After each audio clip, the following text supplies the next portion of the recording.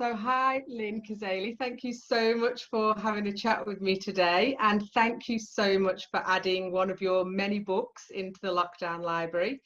The Lockdown Library was really just an idea in a time where people really had an opportunity to do some learning, but perhaps not the finances. And so I reached out to some of my friends and colleagues who were very generously donated their book. Thank you very much. And so this really is just an opportunity for people to find out a little bit more about you, a little bit more about the book, and some next steps if they want to take their learning even further. So I know today we're talking about your book, Create Change, How to Apply Innovation in an Era of Uncertainty, which is a perfect title for where we are right now, but it's not your only book. And I thought maybe you'd share with us some of your other books and maybe which one is your favorite.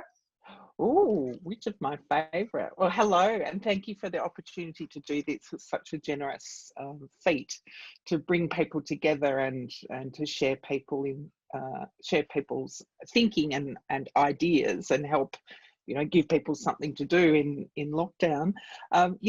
Create Change is not my only book, but it is one of my favorites, I would say, because it draws on information that comes in other books. So in Create Change, there's information about facilitation and engaging people, and what do you do when you don't know what to do, or how do you work when things are changing rapidly.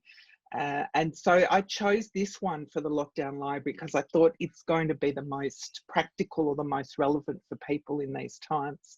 So there's content in this book that if you wanted to go further, you could go and explore. So there's some visual templates in there, and then I've got a book called Making Sense, which has got more visual templates in it. There's some facilitation tips in it. So then I've got another book where you can go further into facilitation called Leader as Facilitator. But I think my most recent book, which is just over my shoulder here, called Ish, The Problem with Our Pursuit for Perfection and the Life-Changing Practice of Good Enough, that's become my favorite book because I kind of need to read it every freaking day.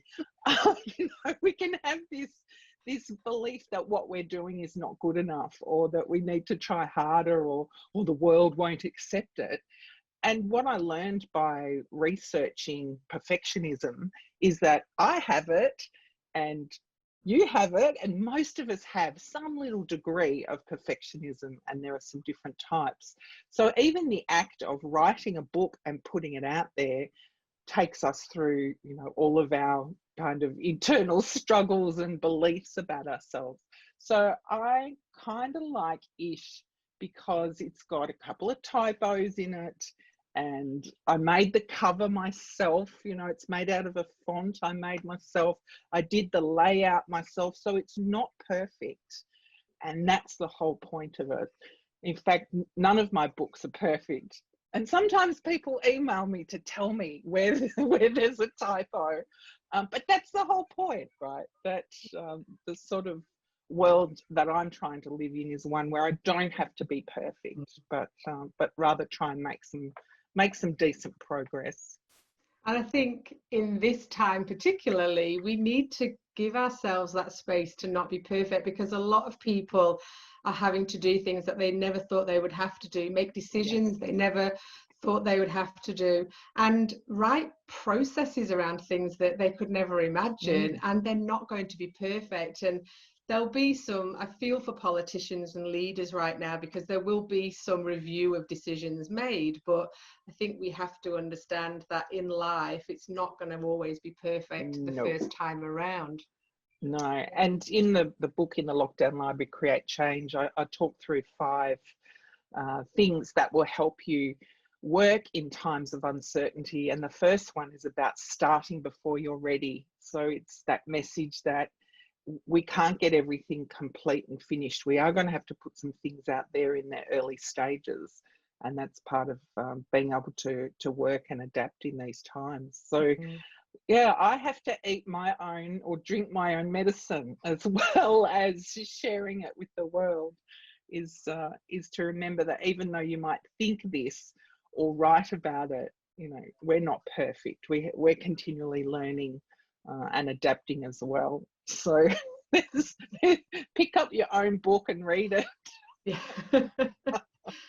Yeah, absolutely. Now tell us about the book that's in the library then, Create Change. What was your kind of inspiration for that book?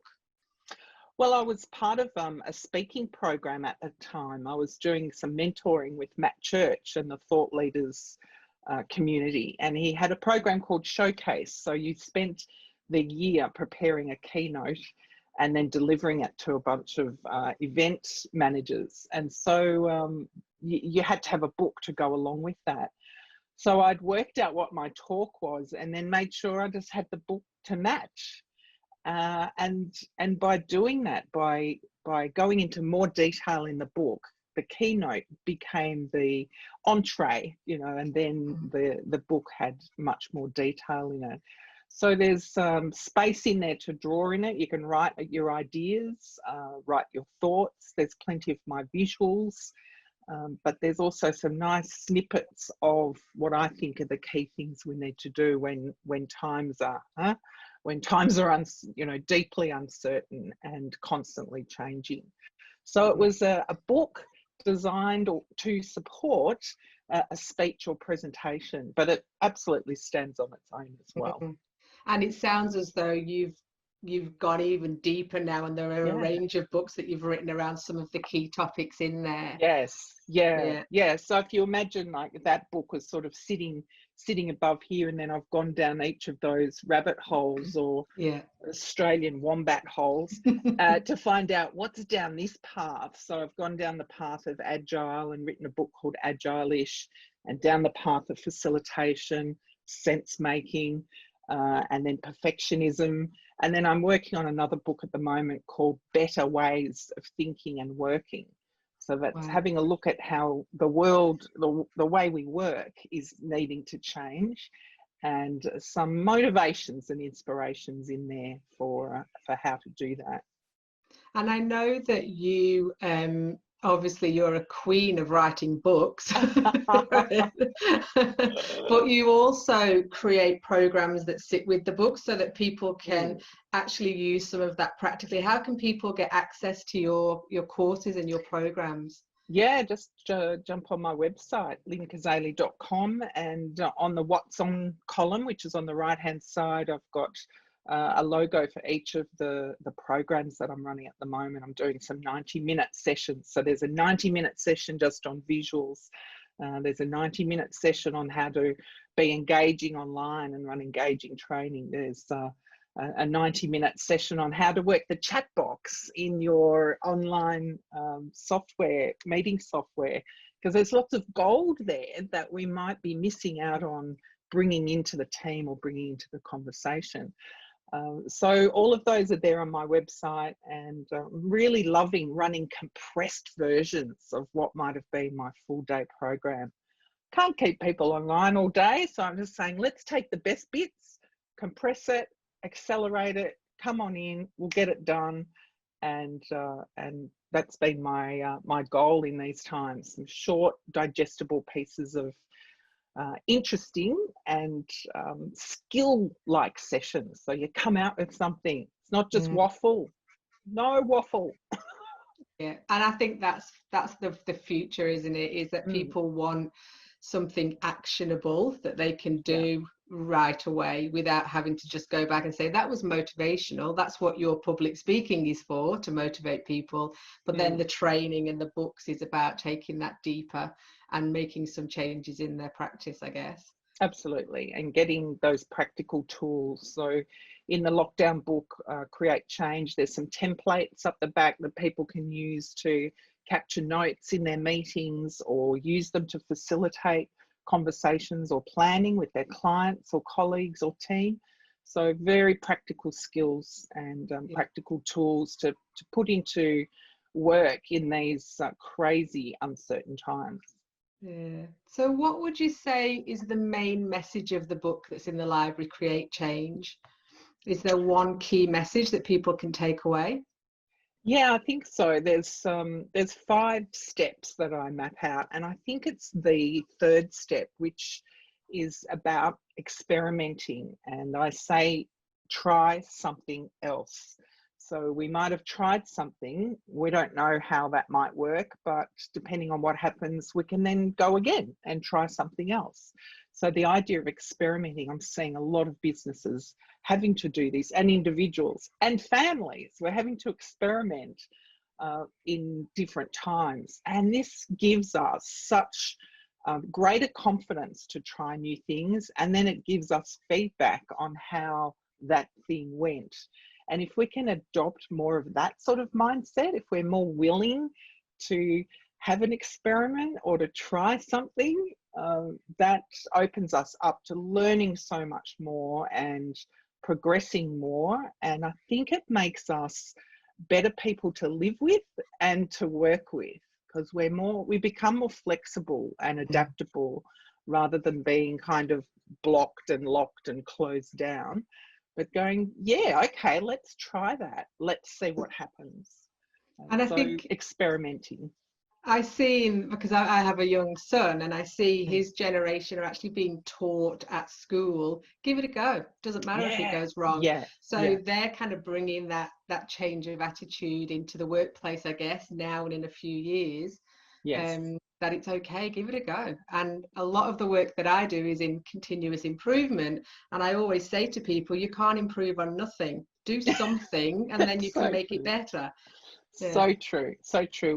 We're well aligned on this kind of philosophy of put something out there and then you can test it or get feedback. And someone said to me the other day, but how do you let people know that it's a test or an experiment? And I said, well, one idea you could use is a slider. So, you know, when you're installing some software and it tells you how far through the installation process is, I said, why don't you put that on the bottom of the document and say, if this is 0 and this is 100, how far along do you believe this document is in completion? So is it 10% done or 30% or 50%? And so they did that, and they just sent me a message back this morning and said it was fantastic. Everyone gave more open and constructive feedback because they realised it was only half done, versus us putting things out there that might say draft, and then everybody piles on and tells you what's wrong with it. So setting that expectation is something that we can do to have a go and then communicate that to people, that this is the stage or the standard we think it's at.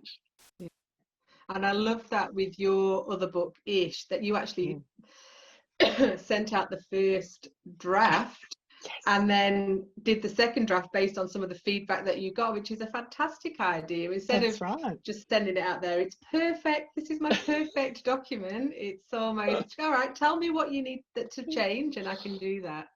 That's true, I did. And I think this is a really good way to work on something like a book, is to put your ideas out there to a select group and say, what do you think?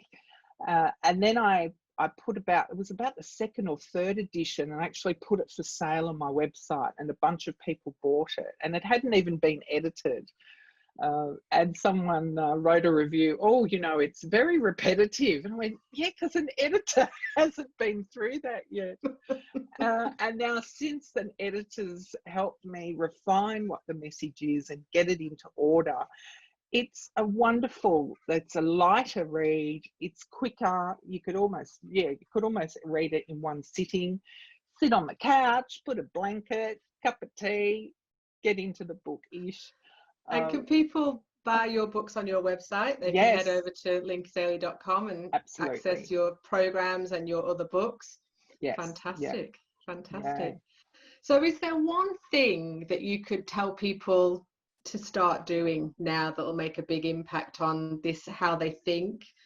I love the idea of the slide bar. I'm going to steal that for sure. But is there some kind of trick about getting over themselves? Yeah, it's getting over ourselves. I've been speaking recently on the idea of adaptive thinking. This is something the Institute for the Future said we'd need for this time of 2020 and beyond, the ability to change what we think. And we are meta thinkers. That is, we're the only creatures on earth who can think about how we think. and therefore we can change what we think.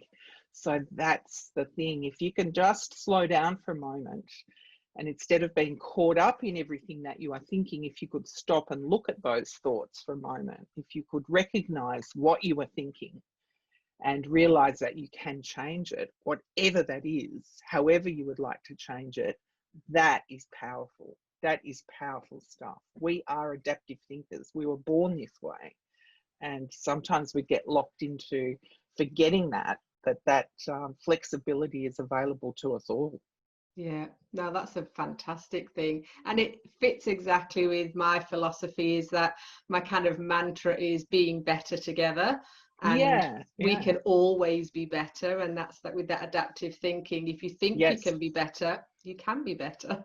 Yeah, and that aspirational, and it's doing it in steps, continuous improvement, all of these principles fit together so well. I think they're great principles for our wider life, not just for our practices at work.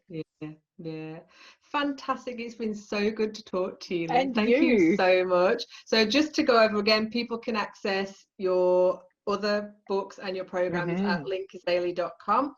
And people have now got access to your book, so they get to learn all about you and all of the great work that you do, because I feel blessed. I've known you for a few years now and been mentored by you, and you helped me write my book, so you've been very influential in my life and my career. So it's been lovely to interview you today.